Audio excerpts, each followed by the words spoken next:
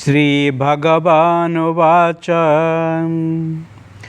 प्रजहाति यदा कामान् सर्वान् पार्थस्मनोगतान् आत्मनेवात्मना तुष्टः स्थितप्रज्ञस्तदुच्यते। भगवान श्री कृष्ण अर्जुन का जो प्रश्न है, स्थित प्रज्ञ का जो लक्षण क्या है, उसको ही व्याख्या करते हैं, उसको समझाते हैं। प्रजहाति यदा कामन, हे पार्थ, जो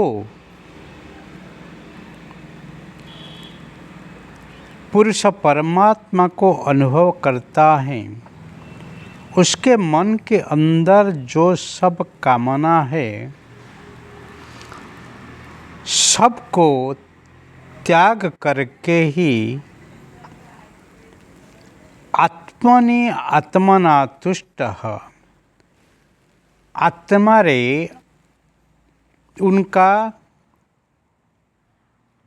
जो अंतर्मुखी भाव से आत्मा में संतुष्ट होके वही रहता है। उसमें स्थित प्रज्ञ उसको कहता है। स्थित प्रज्ञ जो होते हैं, जो ज्ञानिष्ठ होते हैं, जो ही परमात्मा को पा लेते हैं, वो ही कुछ त्याग नहीं करते हैं, परंतु क्या त्याग करते हैं?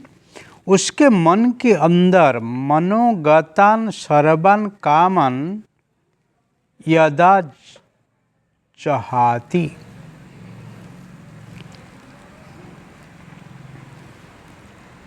मन के अंदर जो कामना बसना है कुछ पाने के लिए, उसको ही त्याग करते हैं।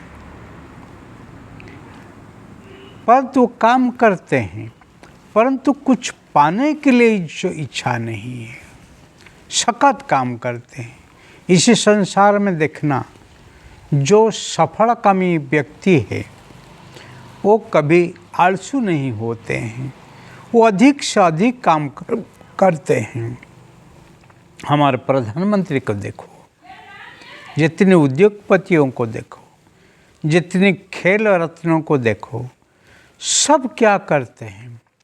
जो लोग जिस क्षेत्र में सफलता पाते हैं, वो सब उसी क्षेत्र में अधिक से अधिक निखुण रूप से काम करने के लिए प्रयत्नशील होते हैं और उसमें उनको संतुष्ट मिलता है। वो काम के बगैर रह नहीं सकते हैं, दूसरे के कल्याण के बगैर नहीं रह सकते हैं। उसी से खुद जीते हैं और दूसरे को वो जीने देते हैं, उसी में आनंद है। और जो लोग काम करते हैं परंतु दूसरे को शोषण करते ही अपने को आनंद आता है, वो लोग को कोई स्थितप्रज्ञ नहीं है, वो लोग को स्वार्थी होते हैं। स्थितप्रज्ञ कामना वासना को त्याग करके जीवन जीते हैं, उसमें उनका आनंद है, उसमें उनका ही सर्व कुछ मिलता है। इसीलिए मन से ही कामना को त्याग करना है। बहुत लोग कहते हैं मैं त्यागी हूँ, मैं वैरागी हूँ। क्या त्याग? क्या आप छोड़ दिया है? क्या आप त्याग किया है? किसी से आप वैराग्य हुआ है? परंतु मन से जो ही त्याग किया है वो ही स्थितप्रज्ञ है, जो ही आत्मा में सन्निष्ठ होता है, आत्मा में ही स्थिर हो जाता है, वो ही अंतर्मुखी बनता है, वो ही स्थित प्रज्ञ होता है। इसलिए स्थित प्रज्ञ का जो लक्षण है, जो ही सब करता है परंतु पाने के लिए कोई इच्छा नहीं है, फिर भी आत्मा के अंदर वो स्थिर होते हुए ही काम करता ही रहता है। एक माँ को देखो, एक बच्चे के अंदर कैसे ही उनका मन समाविष्ट होता है, कैसे एक बच्चे के अंदर उनका ही मन स्थिर होता है। ऐसे माँ, इसको कहते हैं ममता। कोई पाने के लिए अपेक्षा नहीं है, कुछ देने के लिए है। मेरे बच्चा आनंद में, खुश में, संतोष में जीते रहे, ऐसे भावना जिसको आती हैं वो ही माँ होती हैं। इसलिए माँ जैसे के बच्चे के लिए होते हैं, ऐसे ही स्थित प्रज्ञ ही अपने मानव जन्म को ही सार्थक बनाने के लिए ही अंतर्मुखी होके ही कर्म करते रहते हैं।